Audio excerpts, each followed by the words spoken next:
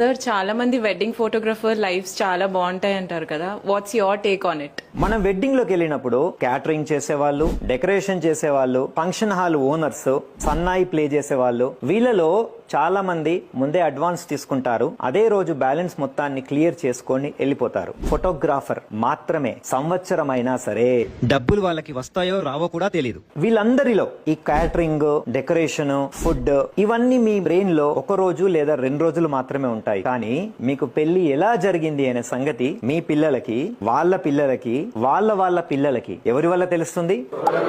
అయినా సరే అందరికంటే లాస్ట్ మనకే డబ్బులు వస్తాయి. ఇంకో ఎమోషనల్ స్టోరీ కూడా ఉంది. అదేంటంటే అందరికంటే ఫస్ట్ వెడ్డింగ్ హాల్ కి వెళ్ళేది మనమే, అందరికంటే లాస్ట్ వెడ్డింగ్ హాల్ నుంచి బయటకు వచ్చేది కూడా మనమే. అందరికంటే ఫస్ట్ ఫుడ్ చూసేది మనమే, చూసేది మాత్రమే మనం. ఎందుకు? ఫోటోస్ తీయడానికి వెళ్తాం, కానీ ఏది మిగిలితే అది లాస్ట్ కు తినే వాళ్ళం కూడా